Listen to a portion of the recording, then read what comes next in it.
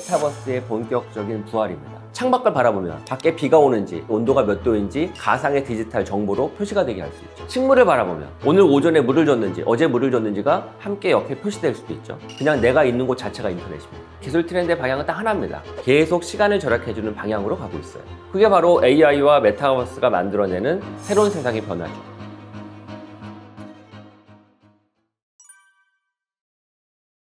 가장 주목해서 봐야 될 건 첫 번째는 챗GPT. 챗GPT가 쏘아올린 새로운 초거대 AI 시장, 그리고 생성형 AI 서비스, 그걸 가능하게 한 LLM 기술이 더욱더 우리 일상과 기업 전반에 스며들 것 같아요. 더욱더 강화되고 고도화되겠죠. 두 번째로는 메타버스의 본격적인 부활입니다. 2024년도 애플의 비전 프로, 그리고 메타에서 또 다른 형태의 퀘스트 디바이스, 그리고 또 삼성전자와 구글이 합작해서 만들 새로운 또 다른 디바이스, MR 디바이스, 그리고 그동안 소니가 플레이스테이션 VR이라는 디바이스를 만들었는데 그거의 또 새로운 버전, 또 화웨이나 샤오미와 같은 여러 기업들의 참여, 또 LG전자의 또 도전, 이런 것들로 인해서 메타버스를 가능하게 하는 MR 디바이스가 본격적으로 성장할 것 같아서 메타버스의 부활을 우리가 눈여겨봐야 되고요. 마지막 세 번째로는 잊혀진 웹3에 대한 회상이죠. 웹3는 사실 IT의 ESG 영역이거든요. 사회를 어떻게 하면 더욱더 가치 있게 만들까? 그리고 공정하게 만들까? 그리고 모든 이해관계자들이 함께 분배받을 수 있을까? 이게 웹3의 철학인데 그 웹3를 가능하게 한 기술이 블록체인 기술이거든요. NFT고. 그래서 이런 기술들이 소환이 되어서 새로운 세상인 앞서 설명드렸던 AI 생태계 또한 메타버스 이런 것과 만나서 다른 세상을 또 만들지 않을까 이렇게 생각을 합니다.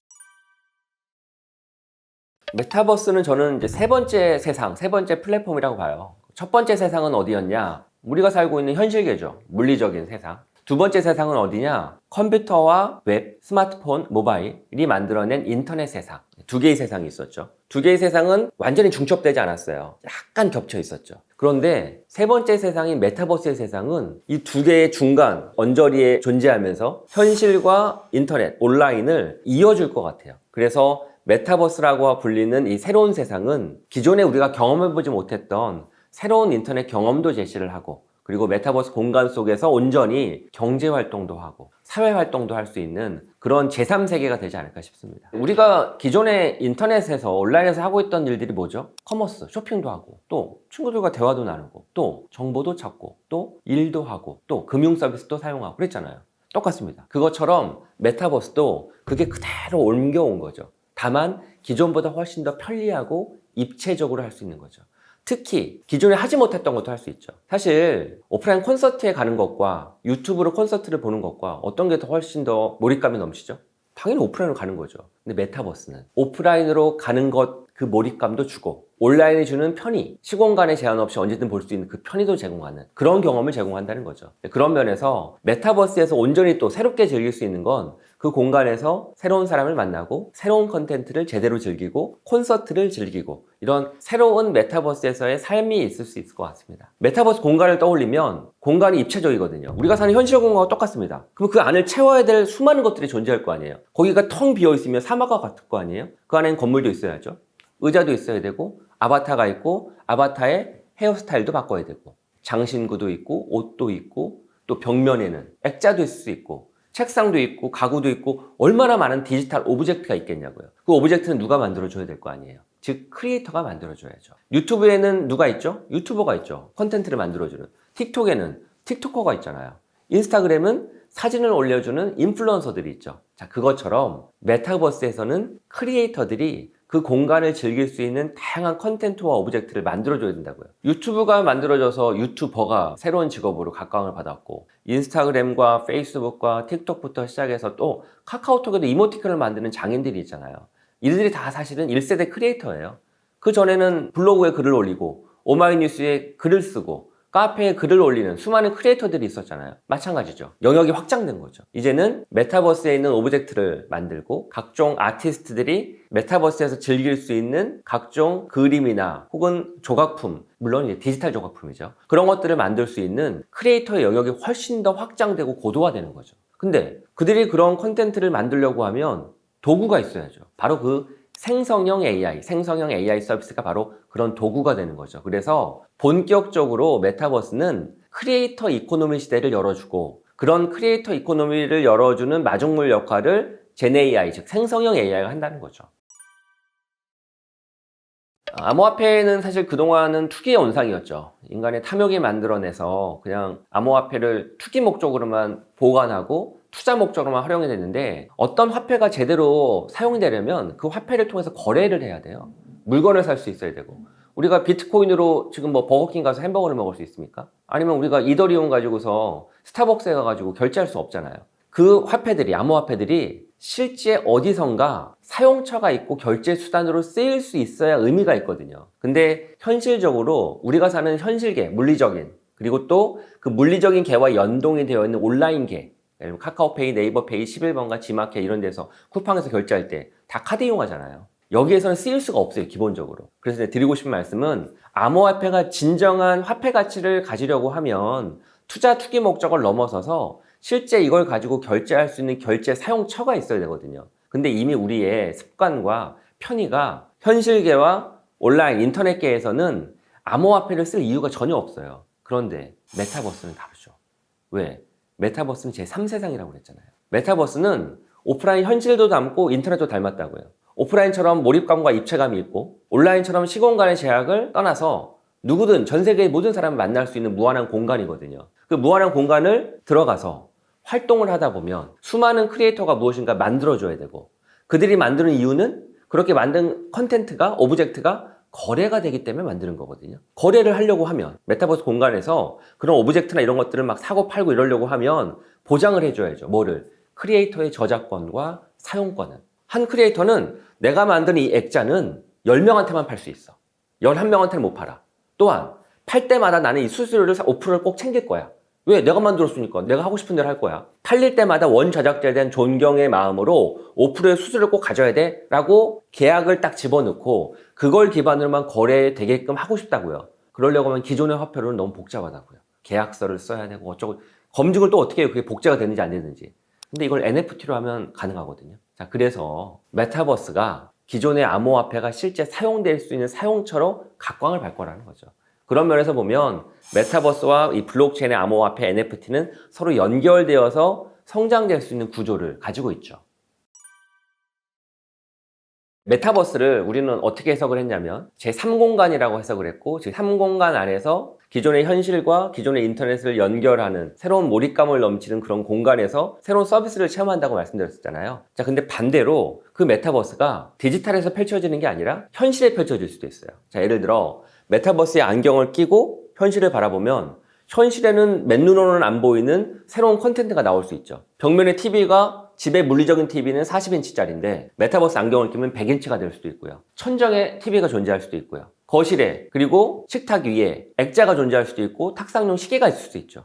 존재하지 않았던 맨눈으로는 새로운 디지털 오브젝트가 현실 공간 위에 붕붕 떠다닐 수 있죠. 그게 애플의 비전 프로가 꿈꾸는 거거든요. 그런 식으로 메타버스로 인해서 현실 속에 디지털이 입혀져 가지고 새로운 경험을 제공하는 것도 가능하겠죠. 또 더 나아가서는 맨눈으로 TV를 보면은 아무것도 안 나오는데 안경을 끼고 물리적인 TV를 보면 TV 채널이 버추얼 스위치로 뜰 수 있죠. 그래서 그걸 누르면 리모컨을 누르지 않아도 TV의 볼륨을 조절하고 TV의 채널을 바꿀 수도 있고요. 더 나아가서는 히터를 바라보면 히터의 온도를 바로 맨눈으로는 안 보이지만 디지털 스위치로 온도가 표시되고, 창밖을 바라보면 밖에 비가 오는지 바깥의 온도가 몇 도인지 가상의 디지털 정보로 표시가 되게 할 수 있죠. 식물을 바라보면 오늘 오전에 물을 줬는지 어제 물을 줬는지가 함께 옆에 표시될 수도 있죠. 지금 식물이 목마르니까 물을 주는 게 좋겠어 라고 표시될 수 있을 거 아니에요.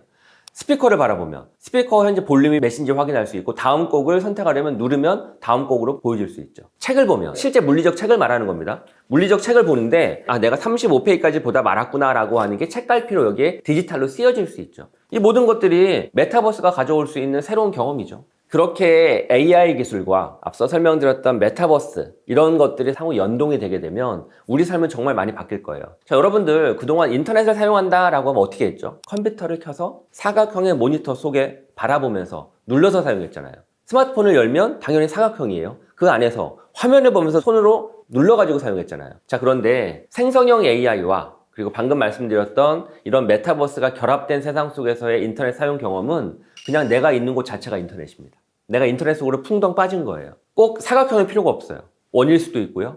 3차원일 수도 있습니다. 그리고 여러 개로 존재할 수도 있죠. 심지어 그런 서비스를 사용하는 과정도 AI 덕분에 마치 아이언맨의 자비스에게 명령하듯이 그냥 이야기만 하면 알아서 다 화면도 바꿔주고 내가 원하는 장소로 텔레포트도 할 수 있죠. 그게 바로 AI와 메타버스가 만들어내는 새로운 세상의 변화죠.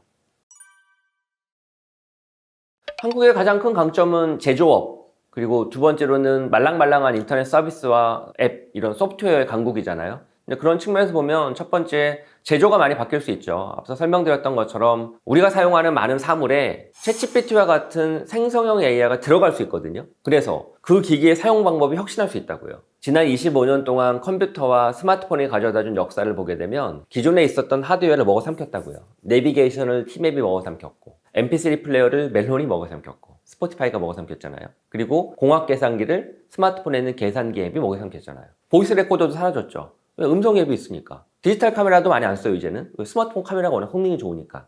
자, 이렇게 하드웨어를 소프트웨어가 먹어삼켰다고요. 그래서 제조가 사실 힘들었었죠. 자, 그런데 AI 시대에는 거꾸로 제조가 AI를 먹어삼킬 수 있다고요. 디바이스가 AI를 삼켜서 이 디바이스의 성능과 품질과 사용성이 더욱더 확장될 수 있죠. 새로운 뉴 디바이스가 나올 수 있죠. 아까 이야기했던 메타버스 MR 디바이스에 AI가 들어갈 수도 있는 거니까. 근데 그건 다 디바이스에서 지원을 해줘야 되는 거거든요. 그런 측면에서 한국에 있는 디바이스 제조업체들이 AI와 메타버스를 품게 되면 기존에 하지 못했던 새로운 사용자 가치를 만들어낼 수 있죠. 또한 그런 디바이스 안에는 수많은 메모리와 수많은 AI 반도체 칩셋들이 필요하다고요. 그런 반도체 칩셋을 만드는 것 또한 우리 한국이 강국이니까 그런 것들에 대한 사업 기회를 모색할 수 있죠. 두 번째로는 그런 메타버스와 그리고 AI 시대가 오게 되면 수많은 생성형 AI 서비스를 사용해야 될 거 아니에요. 자비스는 거의 슈퍼 에이전트와 같은 맨 상위에 있는 개념이고, 자비스가 A부터 Z까지 다 해결해주지 못하거든요. 각 특정 영역별로 전문가인 AI 서비스가 필요할 거라고요. 그런 AI 서비스는 다 말랑말랑한 스타트업들이 만드는 거고, 기존의 전통적인 산업을 하고 있던 기존 기업이 만들어야지 그런 서비스가 구현이 되는 거거든요.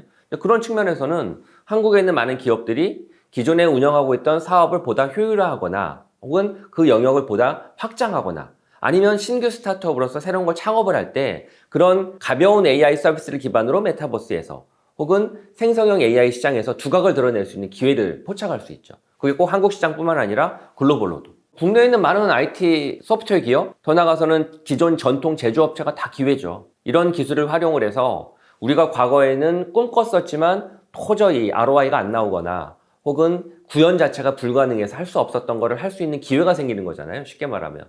그런 면에서 보면 비전을 진짜 이 기술 기반으로 훨씬 더 효율화해서 더 품질 좋게 실현할 수 있는 가능성이 생긴 겁니다. 그래서 모든 기업에게 기회죠. 수많은 AI 솔루션들도 한국 기업들도 참여해서 만들고 있고, 또 메타버스 MR 디바이스만 해도 다른 해외 시장보다 한국 시장에서 얼리 어답터들이 가장 많아요. 그리고 널리 사용해봤었고, 그리고 LG전자, 삼성전자와 같은 제조업체도 있고, 그리고 네이버나 또 SK텔레콤과 같은 신규 서비스 혁신 기술에 적극적으로 도전하는 기업들도 있고, 그리고 또 우리 소비자들이 챗GPT도 열심히 쓰거든요. 또 새로운 메타버스도 탐구하면서 열심히 사용하고 있고, 그런 측면에서 보면 생산과 소비 이 양쪽 부분에서는 한국도 미국이나 중국 같은 것에 견주어서 떨어지지 않죠. 알파고도 한국에서 이세돌 기사하고 겨뤘던 거 아닙니까? 이 AI 기술을 우리가 어떻게 해석을 해서 우리가 추구하고자 하는 회사의 사업의 비전에 맞게끔, 그리고 더 나은 고객 경험과 고객 가치를 실현할 수 있게끔 어떻게 아이디어를 디벨롭할까, 그리고 어떤 기술을 접목을 해서 실제 그렇게 구현할까, 이런 역량이 더욱더 중요해지겠죠.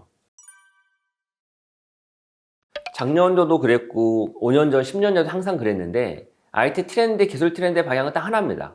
시간을 절약해주고 어떻게 하면 사용자 경험을 더욱더 높이고 편리를 도모하는지, 이게 딱 기술 트렌드의 핵심 방향이에요. 그동안 역사 이래로 보면 기술은 항상 늘 속도를 빠르게 하고, 즉 그 얘기는 시간을 절약해주는 겁니다. 인간의 시간은 돈으로도 살 수 없잖아요. 그래서 항상 늘 기술은 시간을 절약해주고 사용자의 경험을 더욱더 혁신해주는 쪽으로 발전해왔습니다. 챗GPT도 그렇게 발전한 거고, 스마트폰도 그렇고, 기존에 있었던 컴퓨터도 다 그렇게 발전해왔죠. 우리 20년 전 컴퓨터 사용할 때만 해도 속도가 얼마나 느렸나요? 컴퓨터 부팅 속도만 해도 10초가 넘었거든요. 지금은 켜면 바로 나오잖아요. 예전에 아이폰 처음 등장할 때만 해도 아이폰에 연결된 인터넷 통신망이 3G였다고요. 지금은 4G LTE잖아요. 5G까지 나오고 있고, 갈수록 빨라지고 있다고요. 웹브라우저 속도도 갈수록 빨라지고 있습니다. 계속 시간을 절약해주는 방향으로 가고 있어요. 또한 편리해지고 있죠. 예전에 컴퓨터는요, 학원 다녀서 배워야 돼요. 그냥 못 사용했거든요. 책 보고 배워야 되고. 지금 스마트폰 누가 배워서 쓰나요? 그냥 열면 그냥 눌러 쓰잖아요. 갈수록 쉬워지고 있죠. 그렇게 기술은 2025년도, 26년도에도 시간을 절약해주고 편의를 도모하는 쪽으로 계속 바뀔 것입니다. 도구의 인간이니까요. 석기시대와 철기시대의 차이는 뭐죠? 돌로 나는 무기와 돌로 만든 농기구를 가지고 사용하다가 철로 만든 도구를 가지고 싸우고 농작물을 지었잖아요. 뭐가 바뀌었죠? 전쟁에서 이기고 생산성이 향상됐죠. 똑같죠. 기술은 도구거든요. 그 도구를 우리가 어떻게 쓰느냐에 따라서 내 업무 생산성이나 학습의 효율성이 달라지거든요. 그런 측면에서는 더 잘 먹고 잘 살려면 기술을 잘 알아야죠. IT 산업과 반도체를 전체적으로 함께 볼 생각입니다. 왜냐하면 반도체는 IT 산업을 이루는 근간이고 핵심이 되기 때문에. 최근 서울에서는 물 들어왔을 때 노져야죠. 대형 평수 아파트 하나, 소형 하나, 한가 하나 바꿔도 돈이 남아. 이것만 아셔도 부동산의 가격 전망을 어느 정도 하실 수 있다.